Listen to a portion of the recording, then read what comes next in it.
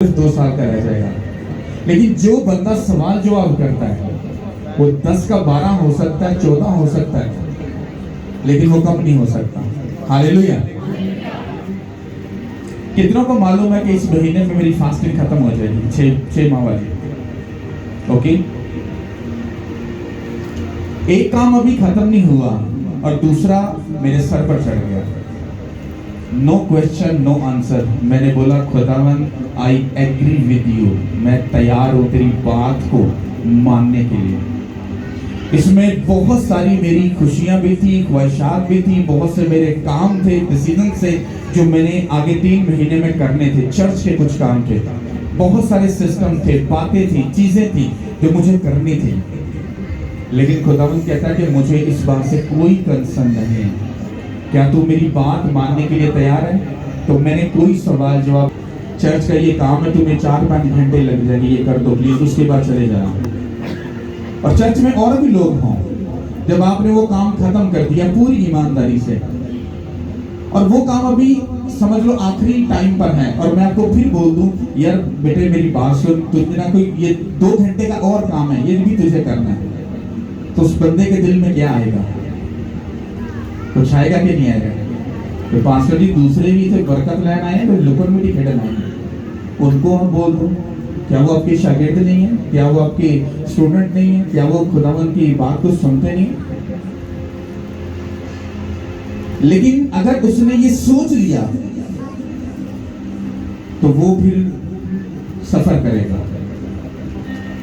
ये स्पिरिचुअल कानून बता रहा हूं। लेकिन अगर उसने कोई क्वेश्चन आंसर नहीं किया और कहा कि ओके मैं तैयार हूं करने के लिए, वो जितने भी साइड पर खड़े हैं वो अलीशा के एरिया के शागिर्द हैं। अलीशा तुम बनने वाले यीशु मसीह के नाम से, कोई अलीशा तुम बनोगे यीशु मसीह के नाम से, तब मसीह के हकदार भी तुम भी बनोगे यीशु के नाम से।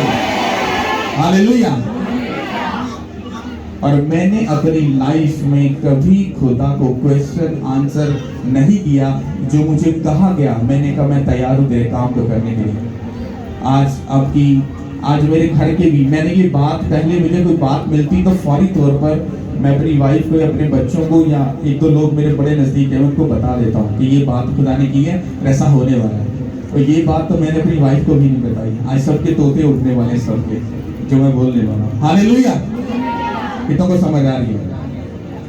तो कितने लोग तैयार हो खुदावन के वचन को सुनने के लिए? तो मेरी सारी बातों को याद रखना जो मैंने शुरू से बोली है। पहली बात मैंने बोली थी, कितने लोगों को मालूम है कि इस महीने में मेरी फास्टिंग खत्म होने वाली है? तो मेरा आगे रेस्ट का टाइम था, क्योंकि ये साल आई थिंक सो पूरा ही फास्टिंग में गुजर गया, और मुझे अपनी कंडीशन के बारे में मालूम है मेरे अंदर से हालत क्या हुई है। इसलिए मैं थोड़ी सी तैयारी कर रहा था, कुछ फिजिकल तौर पर कुछ स्ट्रॉन्ग चीजें खाकर, कुछ अच्छे से एनर्जी लेकर अपनी बॉडी को अपनी उसी एनर्जी के लेवल पर लेकर आऊं, क्योंकि मुझे काम करना है। लेकिन खुदावन ने मेरे जिम्मे में और काम लगा दिया, और वो काम आप जब सुनोगे, अगर आप जेन्युइन मसीह हो और आप यीशु मसीह को प्यार करते हो, आपके पाँव और आपकी जब पाँव के नीचे से जमीन हिल जाएगी, आपके पाँव कांपेंगे कि मतलब ये कौन सा खुदा है जो काम पे काम दिए जाता है, इसको जरा एहसास नहीं है कि अगले बंदे की भी कोई खुशी है या कंडीशन है। नो, अगर हम बात मानने के लिए तैयार हैं, हम आगे भी हम ही जाएंगे यीशु के नाम से। हालेलुया। तो सबसे पहले हम ये बात सीख लें कि खुदावन ने अपने वचन से हमको क्या बोला है। हालेलुया। ये बात अगर वचन के साथ और जो मैं बताऊंगा आपको, अगर आप समझ गए अभी राइट नाउ, मेरा आपको चैलेंज है, मैंने आपको बोला है 3 महीने में खुदा कुछ बड़ा करने वाला है। वो मुझे मालूम नहीं है, लेकिन वो बड़ा करने वाला है और आउटस्टैंडिंग करने वाला है। तो मुझे उसका पहला जो स्टेप है वो मिल चुका है। उसने कहा मेरे बेटे तू पढ़ना चाहता है, आगे जाना चाहता है? मैंने कहा हाँ। उसने कहा फिजिकल तुझे तरक्की नजर आए या ना आए, मैं तुझे एक नेक्स्ट लेवल के रैंक में लेने जा रहा हूं यीशु मसीह के नाम से। अगर सीधे अल्फाज को तो वो मेरे रैंक को बढ़ाने जा रहा है। मेरे रैंक को क्या करने जा रहा है? ये सुनने में बड़ा अच्छा है, रैंक तो बढ़ाने जा रहा है, लेकिन जब खुदा ने मुझसे प्राइस मांगी तो मुझे अगर कुछ बड़ा करना है तो फिर मुंह बंद था। क्योंकि पिछले फ्राइडे संडे में बता चुका था कि अगर भाई साहब तुम दुकान पर कुछ लेने आते हो, हाँ, तो तुम कहते हो कि मेरे रैंक को बढ़ा दो, तो देखो भाई साहब होके बढ़ा देते हैं, तो आप प्राइस पे करने के लिए तैयार हो। तो अगर मैं बोलता कि खुदा मैं नहीं कर सकता, उसने कहा फिर अभी तू फिर लॉन्ग टाइम वेट करेगा, तेरा रैंक रहेगा तो इधर रहेगा, तू पादरी काम भी होगी लेकिन तू नेक्स्ट लेवल को नहीं देख पाएगा। और मैंने कोई सवाल जवाब नहीं किया, मैंने बोला मैं तैयार हूँ उस नेक्स्ट लेवल के रैंक में जाने के लिए, मुझे कुछ भी अगर करना पड़े मैं तैयार हूँ यीशु मसीह के नाम से। और मुझे प्राइस पे करने के लिए बोला गया, और जो प्राइस खुदा ने मुझे कहा है तुझे पे करनी है, उसने कहा मैं तुझे प्रैक्टिकल उसका असर भी दिखाऊंगा इन्हीं 3 महीनों में। इन्हीं 3 महीनों में ऐसा नहीं कि रैंक बढ़ जाएगा तो ये तो सुत्ते पे बच्चे का मुंह चुम्मन वाला साहब ना मानो पता ना प्यो पता, मेरा रैंक बढ़ा है तो किस तरह से मालूम पड़ेगा कि वो बढ़ गया है। कहता मैं तुझे 3 महीनों में ये प्रूफ दूंगा और लोग कहेंगे ये बड़ा है यीशु मसीह के नाम से। हालेलुया। समझ आ रही कि नहीं आ रही? ये गहराई की बातें हैं, ये समझ जाने मुश्किल होती है क्योंकि हमें टाइम लगा है, 12 साल लगे सीखने में। हालेलुया। तो सब यशायाह की किताब निकालो। हालेलुया।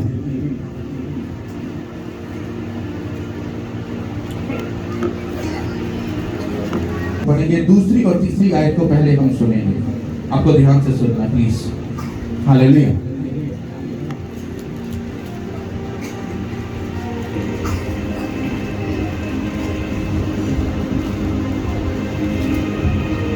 हालेलुया। बड़े ध्यान से।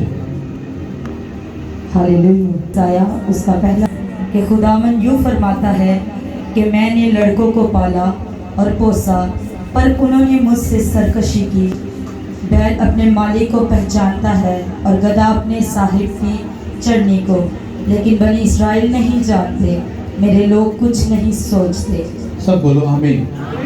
ध्यान से सुनना, यहाँ पर कोई किसी से बात कर रहा है तो हम इसको समझ सकते हैं कि खुदा अपने लोगों से क्या कर रहा है, बात कर रहा है। अपने नबी से कह लो, प्रॉफिट से कह लो, खादम से कह लो, दास से कह लो, वो बात कर रहा है। क्या बात कर रहा है? कहता है सुनो ए आसमान और कान लगाओ ए जमीन के। खुदावंद यूं फरमाता है कि मैंने लड़कों को पाला और पोसा पर उन्होंने मुझसे क्या की। बैल अपने मालिक को पहचानती है और गधा अपने साहिब की चरनी को, लेकिन बनी इस्राएल नहीं जानते, मेरे लोग कुछ नहीं जानते। ये बड़ी समझदारी वाली बात है जो बोली जा रही है। मैं इसको सीधा सीधा आपको बताता जाऊंगा ताकि आपको समझ आए। ये बात आप लोगों से हो रही है क्योंकि मुझसे खुदा ने बात की और मैं उसकी बात को मान गया। तो मैंने कहा खुदा तेरे लोगों को मैं कैसे बता सकता हूँ। उसने कहा वचन खोल। मैंने कहा ओके, यशायाह को निकाल। मैंने निकाला, उसका पढ़ इसको, तो मुझे साफ मालूम पड़ गया खुदा आसमान को बोल रहा है। कहता है कान लगा सुन। कहता है खुदा यूं फरमाता है, यानी कि खुदा अपने बच्चों से फरमाता है। कहते हैं कि मैंने लड़कों को पाला और पोसा। तुम खुदा के बेटे और बेटियों, तुम्हें खुदा ने क्या किया, पैदा किया, तुम्हें पाला पोसा, इतना बड़ा किया। और आगे क्या लिखा है, और उन्होंने मुझसे क्या की। क्या तुमने खुदा को धोखा दिया? अगर किसी ने दिया तो हाथ उठाओ। खुदा को धोखा किसी ने दिया? में से किसी ने उठा सकते हो हाथ अगर आपको स्पिरिचुअल नॉलेज हो तो। या अगर बाइबल कह रही है कि हमने धोखा दिया है खुदा को, तो हमने दिया है, क्योंकि दूध का धुला कोई भी नहीं है। बाइबल कहती है कि मैंने अपने बच्चों को पाला पोसा, बड़ा किया, उनको खाने को, पीने को, रहने को सब कुछ दिया, लेकिन इन्होंने मुझे क्या दिया? धोखा दिया। कहता सुनो मेरे बच्चों, कहते बैल अपने मालिक को क्या करती है? पहचानती है। क्या तुम यीशु मसीह को पहचानते हो? कहता गधा अपने साहब की उस चरनी को पहचानता है।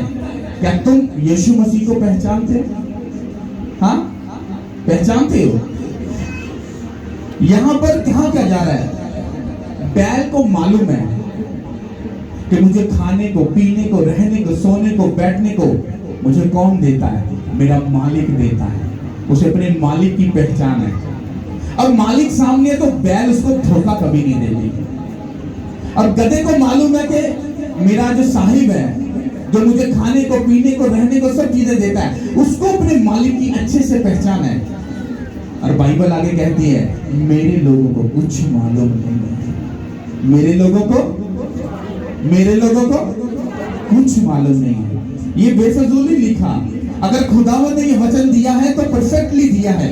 वो कहता है कि मेरे लोग मुझे नहीं पहचानते, लेकिन अगर आज आप वचन को सुनकर, उसके प्रोफेटिक वर्ड को सुनकर अगर आपने पकड़ लिया, इसका मतलब है आप पहचानने के लिए तैयार हो। हालेलुया! समझ आए कि नहीं? अब जो नहीं पहचानते हैं उनकी कंडीशन कैसी होती है वो हम सुनेंगे। 4 आयत से हम पढ़ेंगे।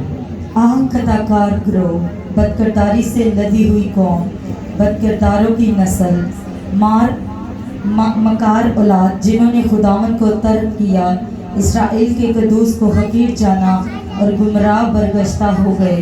तुम क्यों ज़्यादा बगावत करके और मार खाओगे? तमाम सर बीमार हैं और दिल बिल्कुल सुस्त है। तलवे से लेकर चांदी तक उसमें कहीं सेहत नहीं, फक्त जख्म और चोट और सड़े हुए घाव ही हैं, जो ना दबाए गए, ना बांधे गए, ना तेल से नरम किए गए हैं।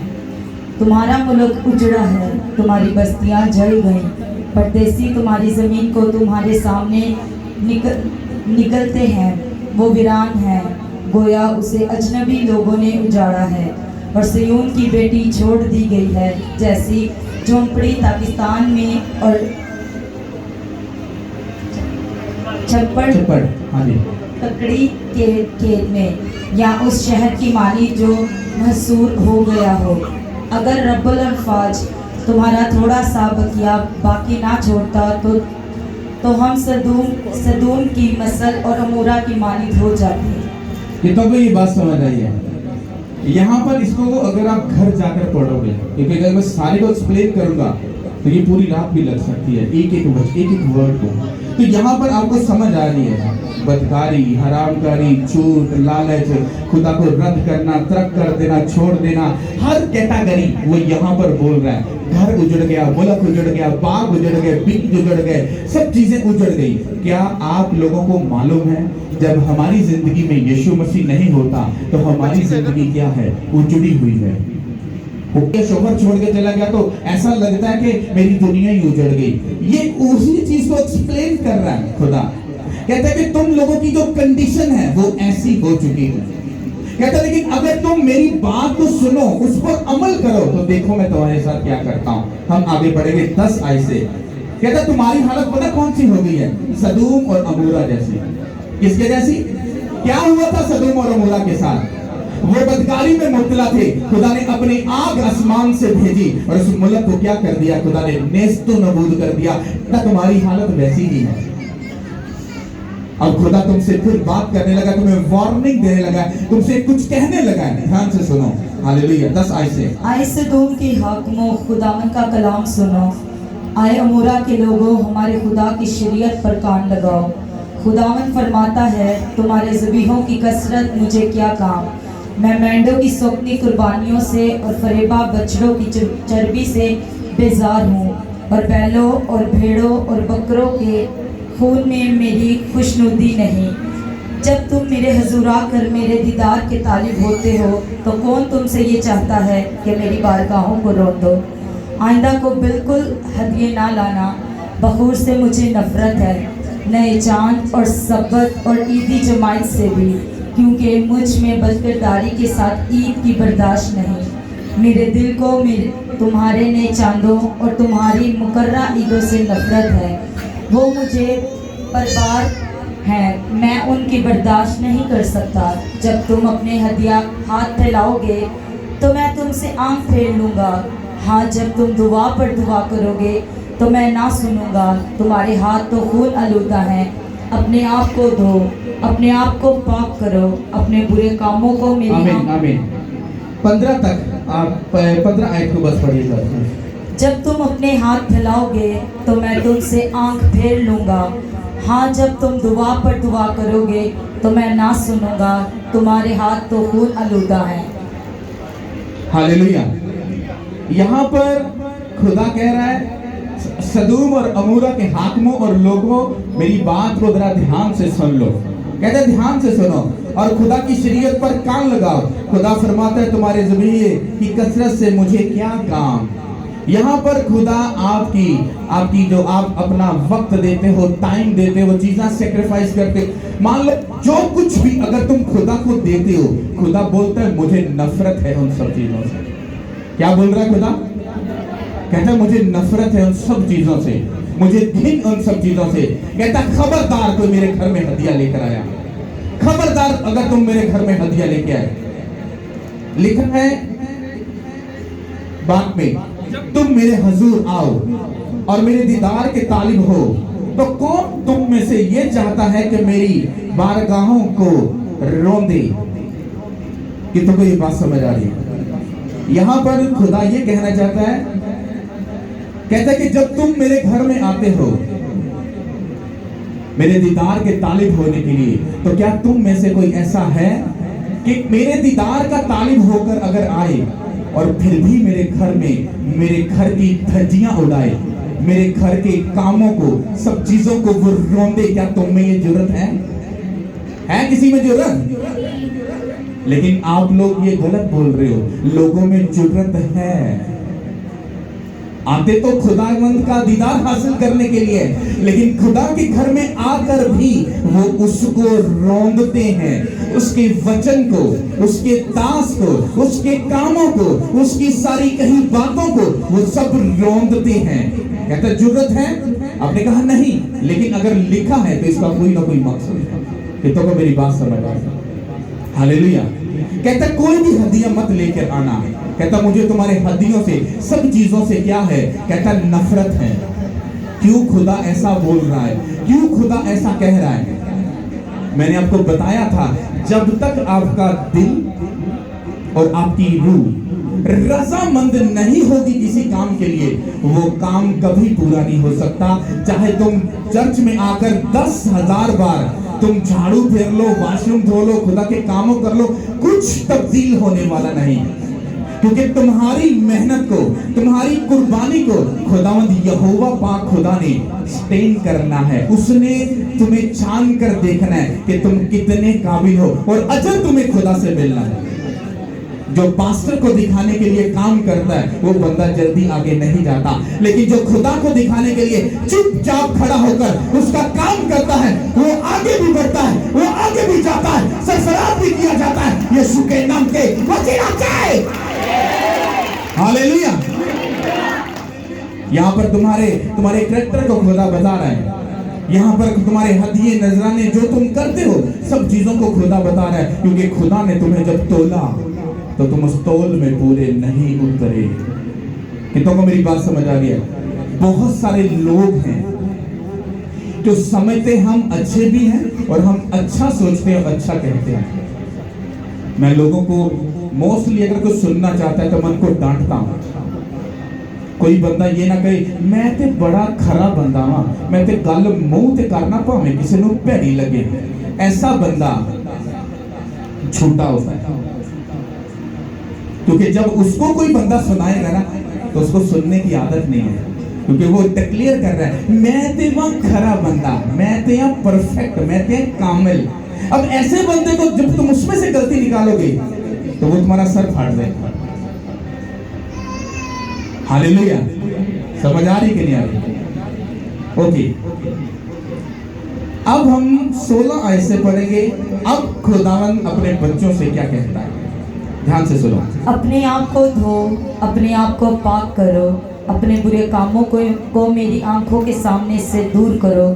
बदफैली से बाज आओ, नेकोकारी सीखो, इंसाफ की तालिब हो, मजलूमों की मदद करो, यतीमों की फरियाद रसी करो, बेवाओं के हामी हो। अब खुदावंद फरमाता है आओ हम बाहम हुज्जत करें। अगरचा तुम्हारे गुनाह किरमजी हो वो बर्फ की माने सफ़ेद हो जाएंगे, और हर चंदा अर्गवानी हो तो भी ऊन की माने उजले होंगे। हालेलुया। कितनों को ये समझ आई है? कहते कि तुम अपने आप को क्या करो, तुही को कि पादरी साहब अभी पाक साफ थे गए होर असी केड़े पाक साफ होना है, अही तानू को पापी नहीं जरा ने। तो जब वचन होता है तो वचन बात करता है।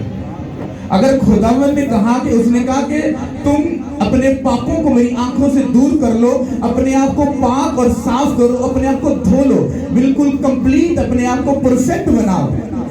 कहता अगर तुम सब कुछ करने के लिए तैयार हो तो कहता मैं फिर तुम्हारे लिए आगे रास्ता खोलने के लिए तैयार हूं। और वही रास्ता आज मैं आपको बताने वाला यीशु के नाम से, परफेक्टली वर्ड आपको दूंगा यीशु मसीह के नाम से।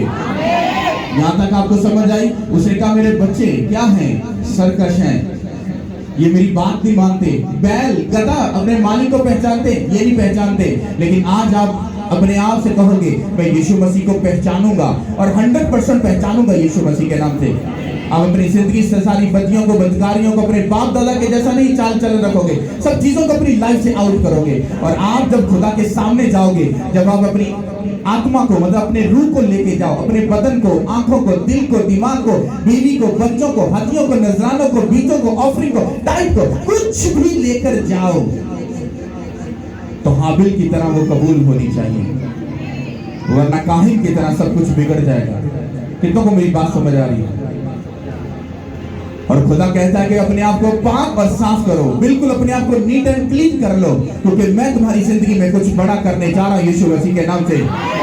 अगले 3 महीने अगर तुमने इस प्रोफेटिक वर्ड को, खुदा का वर्ड मानकर अगर अमल किया, मेरा तुमसे ये वादा है कि जिस तरह खुदा ने मुझे कहा मैं तेरे रैंक को बढ़ाने जा रहा हूं और मुझे उसने काम दिया मैं करने के लिए तैयार हूं, वही काम का हिस्सा आप भी बनने जा रहे हो। अगर आप उस काम को करने के लिए तैयार हो तो जिस तरह मेरा रैंक बढ़ रहा है उससे दुगना खुदा आपको मसा देने जा रहा है यीशु के नाम से, उससे दुगना आप ऊंचा होने जा रहे हैं यीशु के नाम से।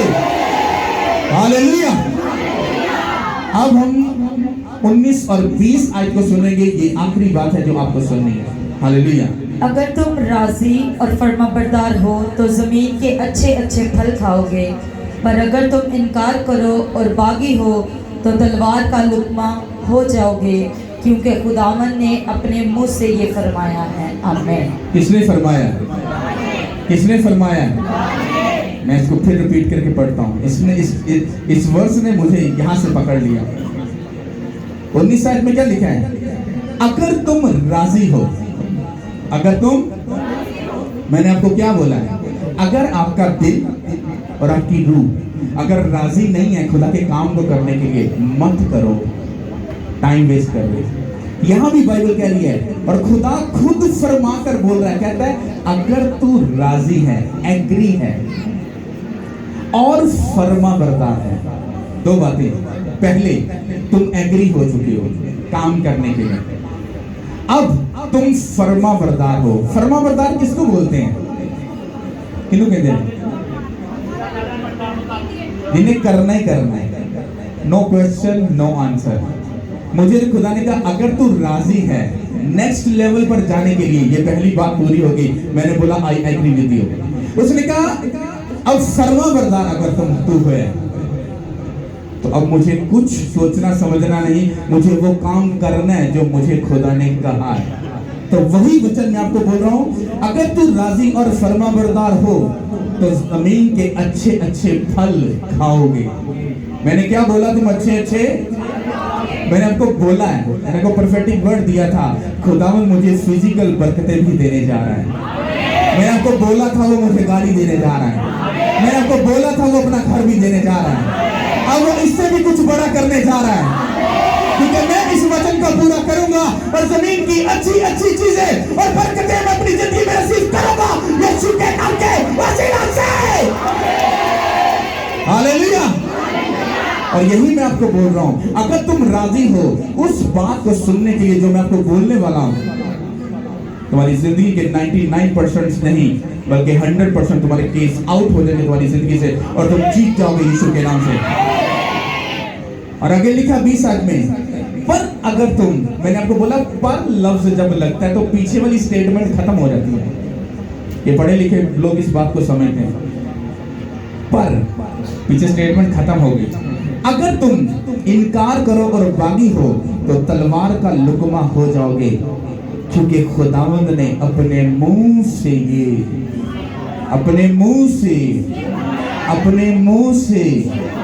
इस वचन को कौन रिजेक्ट कर सकता है? इस वचन के खिलाफ कौन जा सकता है? किसी में जरूरत है? हालेलुया, सब बोलो आमीन। तो आप लोगों को ये बात तो समझ आ गई कि खुदा ने आपसे बात क्या की। उसने कहा कि तुम बिगड़े हुए हो, तुम सरकश हो, तुम बात नहीं मानते, बदी बदकारी, ये सारी चीजों को तुम्हें बताया गया। कहता है इन चीजों को फिर तुम हदिया लाते हो, सब कुछ करते हो। कहता है ये सब चीजें पीछे कर लो, मुझे नफरत है सब चीजों से। कहता है तुम पाक साफ हो जाओ। और कहता है अगर तुम राजी हो तो सुनो मेरी बात को, मैं तो तुम्हारी जिंदगी में करने जा रहा हूँ। हालेलुया। अब सुनो उस वचन को ध्यान से, क्योंकि ये मुझे इधर से नहीं ऊपर से मिला है। मैंने आपको स्टार्टिंग में क्या बताया था? इस 3 महीने में खुदा कुछ बड़ा करने वाला है। इस 3 महीने में खुदा कुछ बड़ा करने वाला है। तो खुदा ने मुझे कहा मैं तेरा रैंक बढ़ाने जा रहा हूं। मैं बड़ा खुश हूं, क्योंकि फिजिकल बरकतों से ज्यादा अच्छा पता क्या है? तुम्हारी स्पिरिचुअल ग्रोथ हो। अगर स्पिरिचुअल ग्रोथ होती तो सारी चीजें तुम्हारे पीछे पड़कर तुम्हारे पास खुद आ जाएंगी। तो मैंने फिजिकल बातों की तरफ ध्यान नहीं किया, मैंने स्पिरिचुअल रैंक की तरफ ध्यान किया कि मुझे उस काम को क्या करना है, पूरा करना है। तो लाइक हम पहली भी बात को, 2 बातें हैं इसको अपने ध्यान से सुनना। एक भाई को भी आ जाए, बिल्कुल आ जाए यहाँ पे। इसको बड़े ध्यान से सुनना और ध्यान से भी समझना, क्योंकि ये संडे भी इससे थोड़ा सा मिलता जुलता जो वचन है वो भी आपको दूंगा, क्योंकि ये संडे फ्राइडे में आपको ये बता दूंगा कि खुदावंद की मर्जी आप लोगों के लिए क्या है। अब मानो ये भाई है, अब ये चर्च में आ गया, ओके।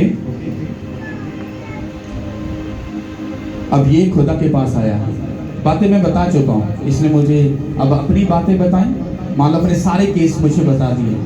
अब मैंने वो सारी बातों का जवाब इसको दे दिया। मेरे बेटे, जिस तरह तेरा बाप दादा सरकश थे तो भी था, तो इस तरह से इस्ते देता था, तो फिर तो हदिये देता है वो अच्छे नहीं है, खुदा को पसंद नहीं है। अब खुदावन तेरे लिए क्या बोलता है? कहता है तू अपने आप को क्या कर, पाक साफ कर। पाक साफ करने के बाद अब अगर तू राजी है तो फिर मैं तुझे बताता हूँ तुझे आगे क्या करना है। तो अब मैं इससे वो बात करने लगा हूँ। ये भाई अपना केस लेकर आया है। अब मान लो इसके घर में लड़ाई है, झगड़ा, बीमारी, शर्मिंदगी, रुसवाई, क्लेश, गरीबी, कर्जा, कोई भी ऐसी चीज जिससे आप दुखी हो, इसने वो सब चीजें मुझे क्या कर दी, बता दी। मुझे क्या किया, बता दिया। मुझे वो फॉर्म दीजिएगा प्लीज सिस्टर, जल्दी से। इसको बड़े ध्यान से सुनना प्लीज। अगर आप लोगों को इसकी समझ नहीं आएगी तो YouTube पर जाकर इसको बार बार सुनना, फिर भी समझ नहीं आएगी मुझे कॉल करना, फिर भी समझ नहीं आएगी चर्च में आना और मुझे पूछना। मैं तुम्हें सच बोल रहा हूँ, ये परफेक्टली चैलेंज मुझे खुदा ने दिया है, ये मेरे लिए चैलेंज है। आप लोगों के सिर्फ छोटे से 2 काम है, बाकी सारा काम का बोझ मुझ पर है और मेरी फैमिली पर है, जस्ट माई फैमिली, और इसमें कोई तीसरा ऐड नहीं है।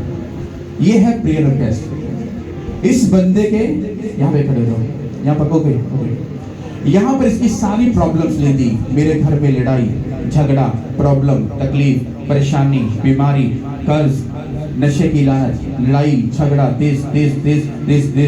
आपकी 10,000 प्रॉब्लम है। जस्ट लिखना है, पूरी स्टोरी नहीं लिखनी। लड़ाई है तो सिर्फ जस्ट लड़ाई लिख दो, ओके। आपने ये केस लिख दिया, लिख के आप ये केस मुझे दे दोगे। ये आ गया मेरे पास। मेरी फैमिली के मेंबर आप इधर हो।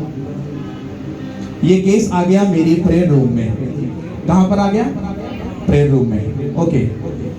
अब ये प्रेयर रूम में आ गया। खुदा ने मुझे क्या कहा? तो अपना रैंक बढ़ाना चाहता है? मैंने कहा हाँ। उसने कहा ध्यान से सुन। उसने कहा आने वाले जो 3 महीने हैं, मतलब जो चल रहा है नवंबर और दिसंबर, 3 महीने, उसने कहा तेरे प्रेयर रूम में मुझे 24 घंटे प्रेयर चाहिए। कितनी चाहिए? 24 घंटे, उसमें एक भी सेकंड की गुंजाइश नहीं है। कितनी? 24 घंटे। 24 घंटे। आपको मालूम है, मैंने पिछले दिनों बोला था मैं एक काम करने जा रहा हूँ, 24 घंटे प्रेयर, इधर प्रेयर होगी। तो खुदा ने कहा उनको सिखाने से पहले तो प्रैक्टिकल खुद करेगा। कितनों को मेरी बात समझ आ रही है?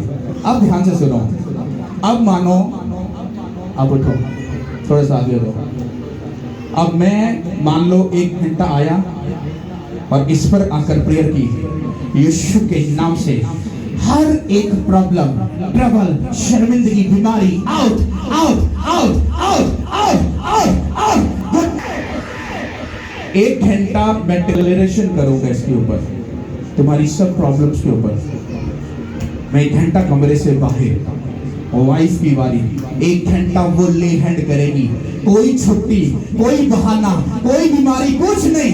Prayer prayer prayer prayer prayer prayer prayer prayer. Wife बाहर जाएगी, बेटी की बारी आएगी, 1 घंटा ये बाहर जाएगी, मेरे बेटे जॉन की बारी आएगी, वो बाहर जाएगा, आगे शॉन की बारी आएगी, और हम पूरे 24 घंटे से प्रेयर रूम में इस पर 24 घंटे हम प्रेयर करेंगे 3 महीने के लिए।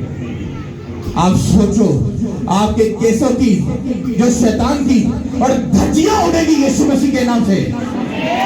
उड़ेगी क्या नहीं उड़ेगी? मैं कह रहा हूं एक भी छुट्टी नहीं, एक भी छुट्टी नहीं है। मैं सोची बैठे हैं क्या बताऊं, इधर कोई आना जाना नहीं, कोई खाना पीना, कोई घूमन घुमान, कुछ नहीं, कोई जवाब नहीं। समझ आ रही? 3 महीने,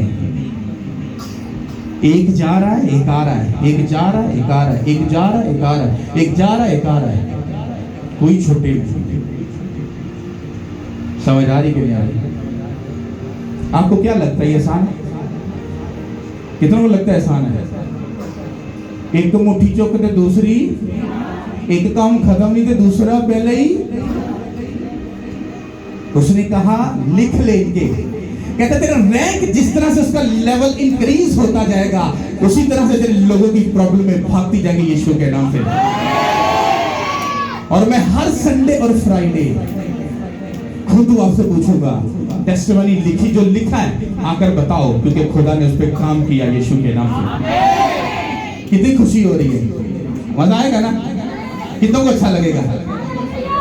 देर का होता है सब बंद होगा। मुझ पे तो जिम्मेदारी लगी है, मैंने कोई क्वेश्चन आंसर नहीं किया, पर तुम पर भी जिम्मेदारी आने वाली है। बैठ जाओ। हालेलुया। समझ आ रही है? तो पहली बात क्या है, आप लोग जो लोग आज नहीं है, मैंने आपको बोला था संडे और फ्राइडे मिस मत करो, कुछ अलग होने वाला है। अब ये फ्राइडे को भी यही वचन होगा, लेकिन साथ में इसकी काउंसलिंग भी होगी, प्रीचिंग भी होगी और वचन में बताया भी जाएगा। और ये 3 महीने चलता रहेगा ऐसे। जो भी आएगा अपना केस लेकर आए और जस्ट इस पर लिखे और हमको देकर उसके बाद चला जाए, उसकी जिम्मेदारी खत्म। हमारा ये वादा यीशु मसीह के नाम से। बाइबल कहती है खुदा में की गई मेहनत कभी भी बेफायदा। हमारा घुटनों पे आना, अपनी खुशियों का, वक्त का, टाइम का सैक्रिफाइस करना यीशु के नाम से खुदा के हुजूर में याद किया जाएगा और तुम्हें वो ऊंचा भी करेगा यीशु मसीह के नाम से। हालेलुया। साडा खुदा अमला ते गल्ला वाला खुदा नहीं है।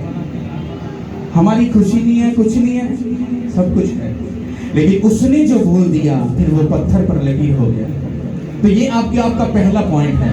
आप लोग मीटिंग के बाद अगर आपको जल्दी है तो चले जाओ, आई डोंट केयर, कोई फर्क नहीं पड़ता। मैंने अपनी जिम्मेदारी पूरी कर दी है। टाइम है नहीं है, लिखना चाहते हो नहीं लिखना चाहते, कोई फेक समझ रहा है, कोई ड्रामा समझ रहा है, आई डोंट केयर। मुझे कुछ नहीं है, मुझे तो अपने बाप के उस हुक्म को पूरा करना है। जो लिखेगा बताएगा, हम प्रेयर, हमारा काम जस्ट प्रेयर करना है, हमने प्रेयर करनी है। जो प्रेयर होगी आपको आप मिलेंगे यीशु के नाम से।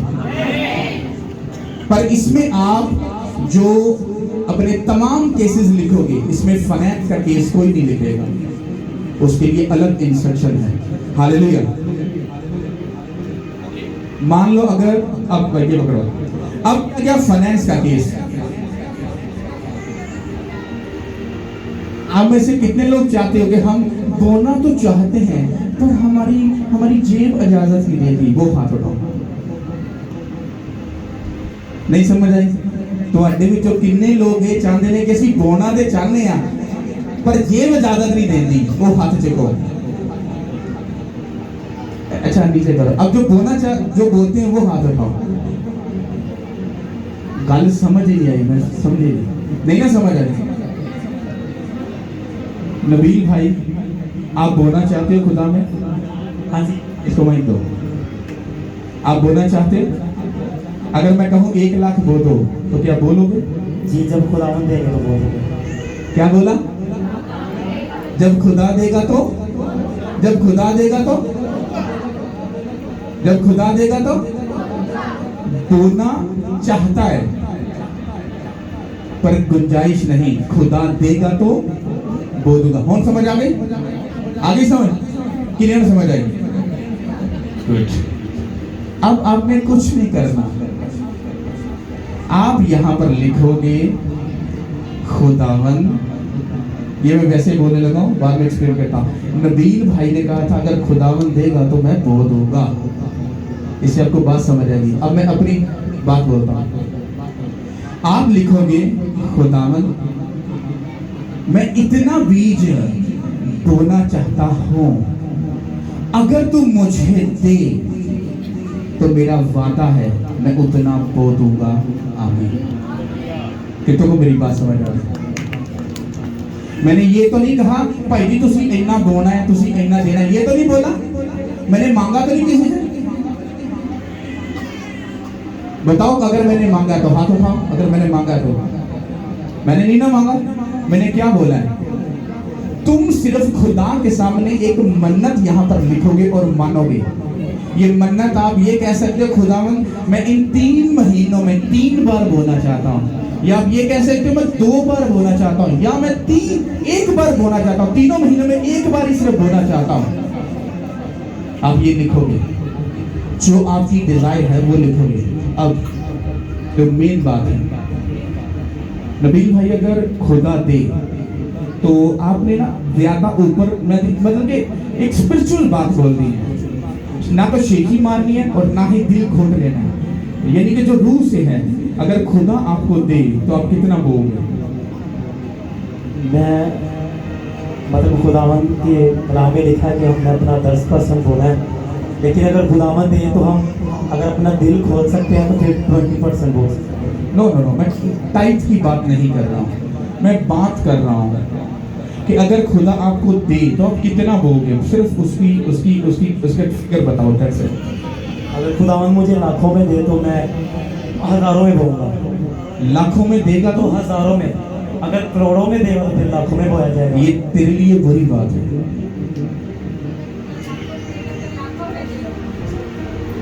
कोई बात नहीं, हमारी थिंकिंग है, हमारी सोच है ना। तो इसीलिए तो खुदा ने मुझे ये वचन दिया है, ये बताना है तुम्हें, इस वचन को, इस बात को क्लियर करना है। तो मैं आपको बताता हूं, अगर खुदा तुझे, तूने ये नहीं कहना कि खुदावन मुझे दे। नो, आपने ये लिखना है खुदावन तू मुझे सिर्फ बोने के लिए दे तो मैं बो दूंगा। अब आप कहते हो मैं खुदावन नबी, मैं तेरे हुजूर में हर मंथ 1 लाख बोलना चाहता हूँ, अगर तू मुझे दे तो मैं वादा करता हूँ वो तुझे 100% देकर जाऊंगा यीशु के नाम से। बात समझ आ गई? अब ये बंदा अगर मान लो महीने का 50,000, 40,000, 70,000 कमाता है तो हाउ इज पॉसिबल कि 1 लाख इसके पास आ सकता है? नहीं ना आ सकता। यही तुम्हारी सोच को खुदा ने चेंज करना है। अरे जिस खुदा के सामने मैं और तुम झुकते हैं वो आसमान और जमीन का मालिक है, और रेंटेड नहीं है, उन्हें गिरवी नहीं लेते। ही इज ऑनर, वो मालिक है, मालिक। वो चाहे पूरी दुनिया तुम्हारे कदमों में लाकर छोड़ दे। हालेलुया। इस थिंकिंग को निकालो, इस सोच को निकालो। इसीलिए तो मैं बड़ी बरीकी के साथ ये बात बता रहा हूं। ये बंदा लिखेगा खुदा मुझे मान लो मुझे महीने में 1 लाख बोलना है, या ये कहता है मुझे महीने में 3 महीने में 1 बार लाख बोलना है, और ये सिर्फ फॉर्म ये लिखा हुआ है नीचे, ओनली 3 मंथ, सिर्फ क्रिसमस के लिए है, क्योंकि इसमें खुदा मुझसे कुछ करवाना चाहता है और मुझे प्रूफ दिलाना चाहता है कि मैं तेरे साथ हूं। ये बंदा मान लो कहता है कि मुझे महीने में 1 लाख देना है, ये लिख कर ये हमें दे देगा और ये भी उस प्रेयर रूम में चला जाएगा। उसी तुम्हारे केसों के साथ ये फाइनेंस का केस भी रख दिया जाएगा। तुमने सिर्फ क्या किया, मन्नत मांगी और लिख कर छोड़ कर चले गए। किसी ने कुछ दिया, फार्म के पैसे लिए, कुछ भी लिया नहीं, चले जाओ। क्या किया, चले जाओ। इन 3 महीनों में गुड न्यूज तुम्हारा पीछा